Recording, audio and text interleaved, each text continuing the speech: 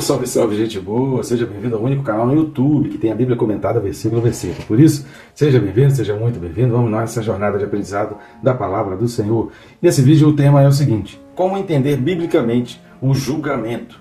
Vamos pensar sobre isso? Vocês não saberão. Fica comigo até o final, vamos junto.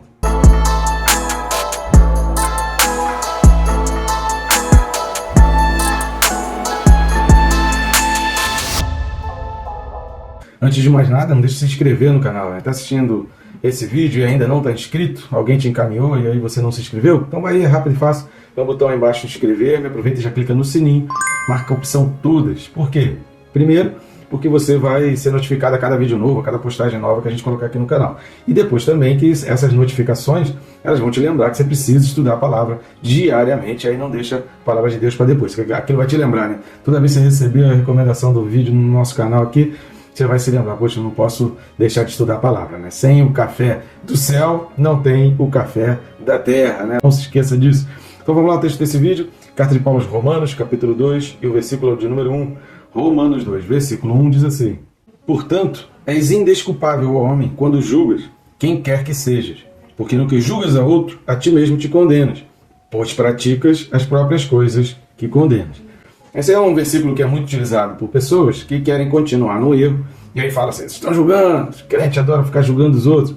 Mas o texto aqui é bem claro, se a gente ler com calma, com cuidado, só na própria língua portuguesa, que você já consegue interpretar e entender direitinho o que Paulo está falando aqui, pois, esse pois aqui já dá muito sentido. Mas a gente vai ver isso aqui mais a fundo, a gente vai pensar um pouco mais sobre isso, entender o texto aqui no original e ver sempre em concordância com outros textos bíblicos, né? Sempre lembra do seguinte: a gente fala isso aqui constantemente. Se você assiste aí assiduamente aos nossos vídeos aí do nosso canal, você vai ter ouvido isso várias vezes, né? A Bíblia explica a própria Bíblia. Isso não é um trava-língua, isso é um princípio de hermenêutica, é um princípio da interpretação. Então, sempre que tem alguma dúvida, ou parece que o texto está querendo indicar uma coisa que você fala, poxa, mas será que a Bíblia está realmente falando contra isso ou a favor disso? A gente procura em outros textos e aí sim a gente fecha um questionamento, a gente fecha então um entendimento. Então é muito importante você sempre se basear em outros textos bíblicos, você tentar entender isso a respeito de outros textos bíblicos, tá certo? Antes da gente entrar fundo aí nesse versículo, peço suas ajudas aí ao nosso canal. Você pode ajudar de várias maneiras, uma delas é grátis, né? Rápido e fácil, é o famoso C, curtir, comentar e compartilhar. Assim a gente vai avançando com 2 carregamentos, né? Em 2 caminhões, né? Um pelo próprio YouTube, que a cada comentário e curtida entende que o vídeo é importante e recomenda, e outro através dos teus compartilhamentos para pessoas que talvez nunca recebam a recomendação do YouTube. Outra forma também está ajudando o nosso canal, o nosso ministério, ainda nesse QR Code que está aqui do lado, ou no primeiro link da descrição, vai abrir o mesmo menu, e nesse menu você vai ter as opções para adquirir esses livros. A capinha deles está aparecendo aqui. O Quem Se Importa com Deus é um livro que eu recomendo para aquelas pessoas que estão passando por situações difíceis, enfrentaram uma catástrofe, um desastre, né, um acidente, um incidente, uma doença, uma perda na família. E sempre nessas situações fica aquele questionamento: onde estava Deus? Por que Deus permitiu? Por que Deus não impediu?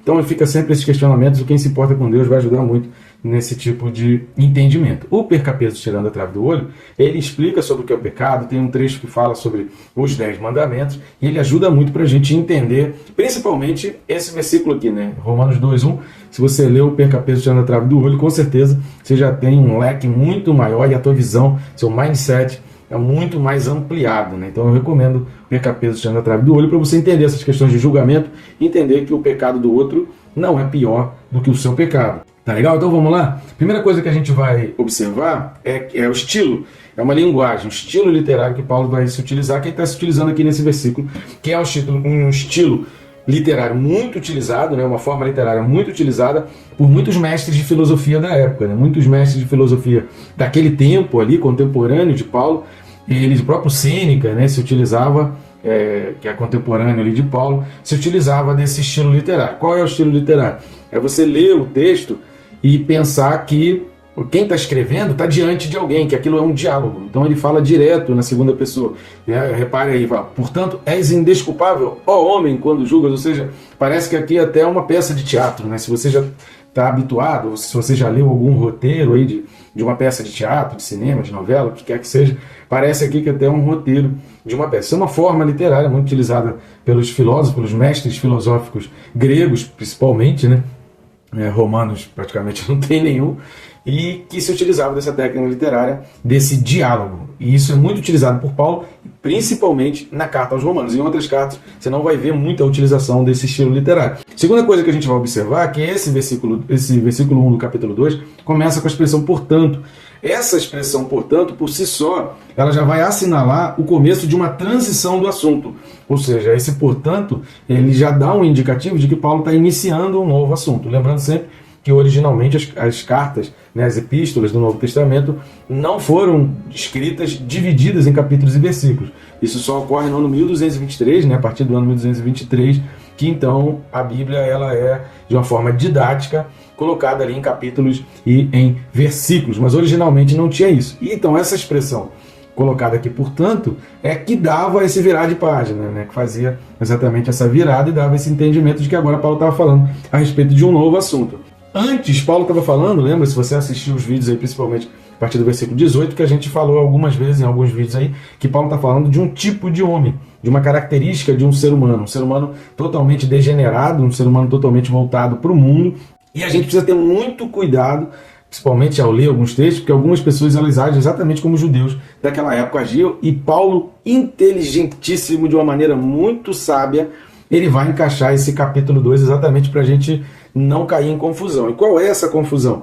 A confusão de achar que, do versículo 18 ao 32, Paulo estava falando sobre os gentios. Paulo não estava falando sobre os gentios. Quem entende os versículos de 18 a 32 do capítulo 1 e vê ali como Paulo falando para os gentios, isso eram os judeus, isso é uma visão judaica do texto de Paulo. Ali Paulo está falando sobre um tipo de homem degenerativo. No capítulo 2, Paulo vai exatamente dizer para os judeus, no capítulo 2 sim, Paulo especifica que está falando para os judeus, principalmente a partir do versículo 17, Paulo dá essa evidência de que ali o capítulo 2 ele está falando para os judeus. E aí, nessa que está falando para os judeus, ele está falando, olha, se vocês acharam que eu estava falando ali só dos gentios, engano de vocês, porque vocês fazem as mesmas coisas. Então eu estou falando ali porque vocês precisam se identificar e ver nos versículos 18 a 32 se vocês não são também aquele tipo de homem, tá entendendo? Então às vezes a gente cria já esse preconceito de que Paulo no capítulo 1 está falando dos gentios. Paulo não está falando dos gentios, dos gregos. Não é porque nos versículos 9 e 10 aqui do capítulo 2, que Paulo faz a distinção, primeiro do gentio e depois do grego, que Paulo estava falando, não, ele está exatamente explicando para o judeu. Cara, você precisa parar de fazer essa distinção. Aquilo que eu falei lá, se você acha que eu estou falando dos judeus, dos gentios, e você está apontando o dedo para os gentios, para com isso. Porque é isso que Paulo está falando aqui nesse versículo 1. Por que você está julgando, dizendo que eu estou falando ali dos gentios? Você precisa se identificar. Será que você não está cometendo esses mesmos pecados? Será que você não está nessa mesma prática? Então é isso que Paulo exatamente está distinguindo. Então muito cuidado, você que está preparando uma mensagem, vai pregar sobre isso, de dizer que dos versículos 18 ao 32 Paulo está falando de gentios. Não. Paulo está falando de um tipo de homem totalmente degenerado, totalmente contra Deus, e um tipo de homem anticristão. O que é o tipo de homem anticristão? Totalmente contrário aos princípios e valores cristãos, que podem ser gregos, gentios, brasileiros, judeus, pode ser qualquer um, pode ser eu e você. A gente precisa olhar para aquele texto e a gente se achar ali e pedir perdão a Deus, porque o arrependimento de Deus está disponível para todos. Então nós não podemos defini-los como gentios. Exatamente. A terceira coisa, exatamente o versículo 9 e 10, vamos dar uma lida em Romanos 2, versículos 9 e 10. Tribulação e angústia virão sobre a alma de qualquer homem que faz o mal, ao judeu primeiro e também ao grego. Glória, porém, honra e paz a todo aquele que pratica o bem, ao judeu primeiro e também ao grego. Vocês não são melhores, não é porque vocês estão na lei, estão nessas práticas, vocês são melhores. Então Paulo aqui ele está exatamente falando para que a gente não tenha essa visão judaizante, nessa visão judaica, de que só quem está cometendo aqueles erros é gentio, é uma pessoa que deve ser desprezada, que deve ser esquecido. O Paulo está falando aqui no capítulo 2, e a gente vai ver outros textos bíblicos aqui também daqui a pouco, é exatamente o oposto. O ensinamento bíblico é exatamente o inverso disso. Repare na expressão, és indesculpável. Repare aí no capítulo 2, no versículo 1, que Paulo está falando, portanto, és indesculpável. Porque os judeus, e principalmente Paulo aqui está falando, não só Paulo, como Jesus também, a gente vai ver os textos aqui, ele fala contra a hipocrisia, ele não está falando contra o julgamento, ele está falando contra a hipocrisia, de você apontar o dedo para o outro e dizer que só o outro vai para o inferno, só o outro tem problema, mas você não tem problema nenhum quando todo mundo está vendo e está percebendo que você faz as mesmas coisas. Então é isso que Deus está sendo contra. Não é contra a identificação do erro, a identificação do pecado, porque isso a gente precisa fazer. Identificar o pecado é uma coisa. Agora, condenar o outro, a palavra aqui grega para julgamento é krinon, e ela ocorre 3 vezes nesse versículo 1. E ela que tem o significado de fazer um juízo desfavorável, ou seja, é uma crítica, é uma censura, é uma condenação, é uma sentença já decretada para essas pessoas, como se a gente estivesse totalmente de fora, como se a gente fosse pessoas que estivessem num patamar muito elevado e muito diferente. É por isso que Paulo ele vai falar, né, miserável homem que sou, e é por isso que ele vai falar, o justo viverá pela fé, e aqui também aos Romanos ele vai falar que todos carecem da glória de Deus. Por quê? Porque não há distinção. Então isso é um assunto muito falado por Paulo aqui na carta aos Romanos. Então o juízo de Deus ele é contra todos, contra os que praticam aquelas coisas, seja judeu, seja grego.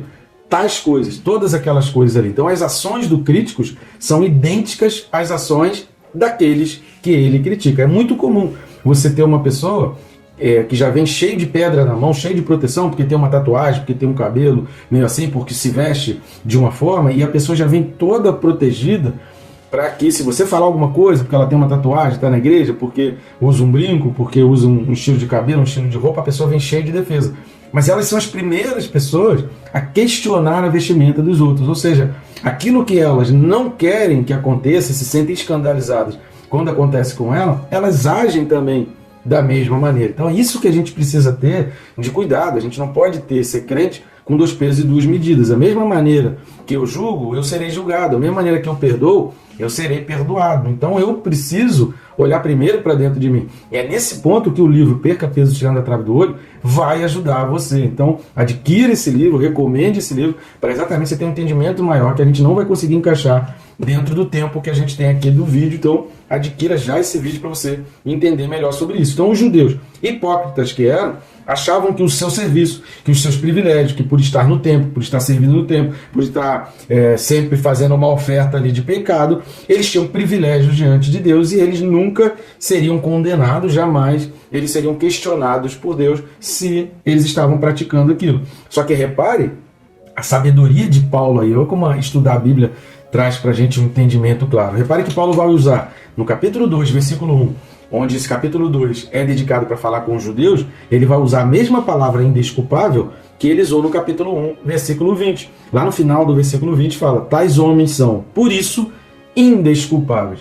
Ou seja, tanto aqueles que os judeus pensam que são gentios são indesculpáveis, mas eles também são indesculpáveis. E Paulo vai ser bem claro, tanto no versículo 32 do capítulo 1, quanto aqui nesse capítulo 2, em outros textos também, vocês praticam as mesmas coisas. Vocês não estão diferentes nenhum deles. Por que vocês estão falando mal deles? Olha primeiro para dentro de você, muda primeiro vocês. E aí entra essa questão dos julgas. Vamos dar uma lida, a gente já falou sobre o krenon, né, essa expressão grega, falando aqui que é um sentido de desfavorável, sabe? De olhar assim, olha lá, você que é um pecador, não presta, não serve. Mas vamos ver o que a Bíblia fala um pouco sobre isso. Vamos dar uma lida em Lucas capítulo 18, versículo 11. Evangelho de Lucas, capítulo 18, versículo 11, fala assim: o fariseu, posto em pé, orava de si para si. Reparem nessa expressão, que é muito importante para o entendimento da parábola. De si para si. Repare que quando está falando aqui do publicano, a Bíblia fala que ele orava, nem ousava levantar os olhos, e no final Jesus vai dizer quem foi justificado, né? O publicano ou o fariseu. Então essa expressão é muito importante para o entendimento da parábola. Então vamos voltar ao texto. Lucas 18, 11. O fariseu, posto em pé, orava de si para si desta forma: ó Deus, graças te dou, porque não sou como os demais homens, roubadores, injustos e adúlteros, nem ainda como este publicano. Repare na arrogância, repare na altivez, repare como se ele fizesse parte de um outro mundo. E não faz, querido. A gente não faz parte de um mundo diferente. Se você está vendo pessoas no pecado, se está vendo pessoas... Se você assistiu os vídeos do 18 ao 32 do capítulo 1 de Romanos aqui, não é para ficar apontando para os outros, é para você olhar para dentro de você. E se você está identificando alguém próximo a você, passando por aquele tipo de problema, você tem que ajudar, estender a mão. Você não está longe disso, você não está imune a isso. Não é porque você aceitou Jesus, ou faz parte de uma igreja, de um ministério, é um pastor, um pregador, que você está imune de pecar, de viver sobre esse mesmo espírito que é da idolatria, do afastamento, do desprezar a voz de Deus. Então a gente não pode nunca, jamais se considerar imune e achar que a gente está longe disso. É isso que Jesus está ensinando aqui, essa altivez, essa arrogância, como se ele fizesse parte de um mundo completamente diferente do publicano. E no final Jesus vai dizer, foi a oração do publicano que foi aceita porque o fariseu orou de si para si e a oração dele não passou nem no teto por causa da sua arrogância, da sua altivez. Só olha o erro dos outros. Obrigado porque eu não sou igual ao outro. Obrigado porque eu não cometo esse erro. Obrigado, Deus, porque eu não faço isso. Não, eu jamais. Eu não sou assim. Cara, quem está de pé, cuide para que não caia. Por isso Paulo fala sempre isso. A gente precisa estar de olho e a gente precisa se policiar. Isso serve para um despertar para a gente também de que eu preciso me policiar para não cair nesses mesmos pecados. Vamos dar mais uma lida em Lucas, capítulo 15, do 25 ao 32. Então, ainda dentro do Evangelho, né, de Lucas, capítulo 15, do 25 ao 32, dentro da parábola ali do filho pródigo. Não vou ler a parábola inteira, você leia depois com calma aí, mas a partir do 25 fala assim: ora, o filho mais velho estivera no campo e quando voltava, ao aproximar-se da casa, ouviu a música e as danças. Chamou um dos criados e perguntou-lhe que era aquilo. E ele informou: veio teu irmão e teu pai mandou matar o novilho cevado, porque o recuperou com saúde. Ele se indignou e não queria entrar. Saindo, porém, o pai procurava conciliá-lo. Mas ele respondeu ao seu pai: há tantos anos que te sirvo, se jamais transgredi uma ordem tua, e nunca me deste um cabrito sequer para alegrar-me com os meus amigos. Vindo, porém, esse teu filho, que desperdiçou os teus bens como meretrizes, tu mandaste matar para ele o novilho cevado. Então respondeu o pai: meu filho, tu sempre estás comigo. Tudo o que é meu é teu. Entretanto, era preciso que nos regozijássemos e nos alegrássemos, porque esse teu irmão estava morto e reviveu, estava perdido e foi achado. E isso aqui acontece até hoje. Tem muita gente que não fica feliz se uma pessoa que era ruim, que fez um monte de pecados assim que a gente coloca em evidência, se converte. Aí tem gente que ainda fica irritado. Mas como é que pode? Como é que pode? Eu vou estar no céu junto com uma pessoa dessa? Como é que pode essa pessoa agora estar pregando, estar falando de Jesus? Ele fazia isso, fazia aquilo, estava tudo errado. Querido, quem somos nós? Então, esse filho mais velho, ele se coloca num patamar distante, ele se coloca longe, ele se coloca como se ele tivesse assim no mundo, eu sou bonzão, eu sou o melhor, eu não faço, eu não erro. Cara, quem disse que não erra? Sobre que critérios? A gente já falou sobre isso em vídeos passados. Então a Bíblia, ela condena a hipocrisia e ela condena o afastamento e a condenação de pessoas, deixando-as de fora, como faziam com os leprosos. Vamos dar uma lida em 1 Coríntios 6, versículos 2 e 3. Primeira carta de Paulo aos Coríntios, capítulo 6, versículo 2 e 3, fala assim: ou não sabeis que os santos hão de julgar o mundo? Ora, se o mundo deverá ser julgado por vós, sois acaso indignos de julgar as coisas mínimas? Não sabeis que havemos de julgar os próprios anjos? Quanto mais as coisas desta vida. Ou seja, de identificar, que a gente precisa saber o que é certo e o que é errado. Então, a expressão os santos aqui dá uma determinante, dá uma diretriz e faz uma distinção muito grande sobre o que Paulo está falando aqui. Ou seja, é aquele que procura se santificar. O santo é aquele que procura se santificar. O santo é aquele que procura identificar. Vê se há em mim algum caminho mau e me conduz nas tuas veredas de justiça, me conduz no teu caminho eterno, e me conduz de acordo com a tua palavra. Senhor, vê se em mim tem alguma coisa ainda que eu preciso deixar, que eu preciso abandonar, porque eu quero caminhar próximo ao que o Senhor deseja. Esse é o santo. O santo não é o que está em cima de um pedestal. O santo não é aquele que é adorado, o santo não é aquele que é melhor que os outros, mas é aquele que se humilha. O humilhado é aquele que vai ser exaltado. Então o santo é aquele que olha para dentro de si e procura identificar os pecados. Ele sabe identificar o que é certo e o que é errado, e aí como ele sabe que ele também é um pecador, ele vai ajudar, ele vai trabalhar em conjunto. Vamos trabalhar juntos, eu vou te ajudar, eu te ajudo, você me ajuda, e juntos nós nos santificamos e vamos crescendo.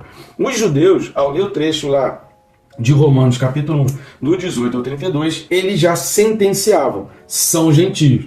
Porém, Paulo aqui diz, não, vocês estão nesse meio aí, por isso precisam de arrependimento e fé, e são igualmente desculpáveis, que a gente viu que no capítulo 1, versículo 20, Paulo vai usar a mesma expressão do capítulo 2, versículo 1, ou seja, dizendo, você pensa que eu estou falando ali de gentios, mas eu estou falando de todas as pessoas, inclusive judeu, do judeu e também do grego. Se é para condenar, o judeu primeiro, e depois o grego. É isso que Paulo fala nos versículos 9 e 10 do capítulo 2. Vamos dar uma lida por fim aí em Mateus capítulo 7, de 1 a 5. Mateus capítulo 7, de 1 a 5, que é o texto base do nosso livro Perca Peso Tirando a Trave do Olho. É baseado nesse texto que a gente precisa ter uma interpretação correta do texto. Mateus 7, de 1 a 5 diz assim: não julgueis para que não sejais julgados, pois com critério com que julgardes, sereis julgados, E com a medida com que tiverdes medido, vos medirão também. Porque vês tu o argueiro no olho de teu irmão, porém não reparas na trave que está no teu próprio. Ou como dirás a teu irmão, deixa-me tirar o argueiro do teu olho, quando tens a trave no teu? Hipócrita, tira primeiro a trave do teu olho, e então verás claramente para tirar o argueiro do olho do teu irmão. Jesus está falando aqui contra o julgamento? Não. Jesus está falando aqui contra duas coisas, a hipocrisia e a inércia. O que Jesus está falando aqui é que a gente não pode ser hipócrita de achar que só o outro tem pecado, e a gente também não pode deixar a pessoa no pecado sem advertir, sem corrigir, sem explicar o que é certo e sem ajudar a pessoa, porque às vezes a pessoa não está saindo ali daquela vida, não é nem porque ela não queira, é porque falta o entendimento dela. Agora, se você se acha superior, que é o que Jesus está falando aqui no versículo 5, se você se acha superior, você se acha o bonzão e acha que aquela pessoa vai para o inferno, nunca você vai conseguir ajudar e nunca você vai conseguir tirar ninguém do tremedal de lama do pecado. Então o recado de Jesus não é contra o julgamento, mas contra a hipocrisia e o desprezo do outro, com o argumento: é pecador. Querido, pecador todos somos. O pecado aqui é: não considere o outro pior do que você, mas identifica os problemas. O teu e o do teu irmão. Não é só o do teu irmão. O problema é que a gente é muito rápido e muito ágil para achar o erro dos outros, o pecado do outro. Ajuda o teu irmão. Esse é o versículo 5. O que Jesus está falando é que você precisa ajudar. Não é também largar o teu irmão e deixar o teu irmão no limbo e nunca mais entrar em contato. Não. Identifica que você também é pecador, porque até, de repente, a solução que você achou para a tua vida, para se livrar daquele pecado, pode ser o remédio. E Deus pode estar te chamando exatamente para você levar esse remédio para esse teu irmão que você está identificando, que está numa vida desregrada. Veja Mateus 18, do 21 ao 22. Vamos dar uma lida rapidinho em Mateus 18, 21 e 22. Mateus 18, 21 e 22 fala assim: Então Pedro, aproximando-se, lhe perguntou: Senhor, até quantas vezes meu irmão pecará contra mim, que eu lhe perdoe? Até 7 vezes? Respondeu Jesus: Não te digo que até 7 vezes, mas até 70 vezes 7. Ou seja, para de ficar preocupado demais com o erro dos outros. Se você está identificando, perdoa, trata, cuida, caminha junto, abraça, segue ali para você ir tratando aquela pessoa. Se for alguma coisa muito grave que fez contra você, né, um roubo na tua empresa, não significa que você vai voltar a uma sociedade. Se foi alguma coisa, né, um marido, uma esposa te traiu, te fez alguma coisa, te feriu, não significa que você vai reatar o casamento. Mas você tem como dar o exemplo, você tem como explicar, você tem como mostrar a verdade, você tem como ajudar. Então precisamos saber distinguir o que é certo e o que é errado. Isso é ponto. Capítulo 1, Paulo está falando sobre isso. A gente não pode também, porque o grande problema do ser humano qual é? Ele é muito extremista. Ou ele julga o outro, né? Estou identificando o que é certo e o que é errado, mas o outro é sempre o que é errado, o outro faz sempre as coisas piores do que eu, vai para o inferno, você não tem jeito, eu não posso caminhar contigo porque você é pecador. Ou então, então já que eu não posso fazer isso, eu vou abraçar fulano, vou consentir, vou ser cúmplice, não vou corrigir, não vou admoestar, não vou exortar, não vou mudar minha vida e vou até praticar de repente as mesmas coisas porque eu não posso julgar. Não ter muito cuidado com isso, a gente precisa evitar os dois extremos. A Bíblia está falando que a gente não pode ser nem julgador, condenador e achar que a gente é melhor do que o outro, que só o outro tem erro, como a gente também não pode ser cúmplice e compactuar. Para a gente fechar o vídeo, duas coisas que a gente aprende. A gente precisa entender o que é certo e o que é errado. A gente precisa saber o que a Bíblia diz que é certo e o que a Bíblia diz que é errado. A gente precisa aprender o que a Bíblia fala, quais são as ordenanças que a gente precisa fazer e quais são as coisas que a gente não pode fazer porque a gente está pecando. Beleza. A outra coisa, a gente precisa ter a humildade de buscar também a nossa santidade. E antes da gente apontar o erro dos outros, entender que nós somos tão ou mais pecadores do que aquela pessoa. Então, ao invés de procurar aquela pessoa com altivez, com arrogância, com orgulho e achando que a gente é superior ao outro, a gente deve procurar ajudando e auxiliando e entendendo que eu sou tão pecador quanto aquela pessoa. Então a Bíblia nos ensina a ajudar, ela nos motiva a fazer, não a deixar de fazer. Estão entendendo? Então isso a gente precisa entender muito claramente. Nós devemos investir em pessoas, crendo, tendo a fé que Deus pode mudar. Então nunca abandone uma pessoa achando que você é melhor do que o outro, porque ser santo não significa ser melhor, significa apenas que você achou o caminho. Eu vou encerrar com uma frase que é do príncipe dos pregadores aí, Charles Spurgeon, que ele diz que evangelismo ele define como o seguinte: é um mendigo contando para outro mendigo onde encontrou o pão. Tá? Então você é tão mendigo quanto o outro, apenas você achou Jesus. Então mostre Jesus para ele, mas são dois mendigos tratando e dividindo, compartilhando o mesmo pão. Que Deus te abençoe, querido, rica e abundantemente.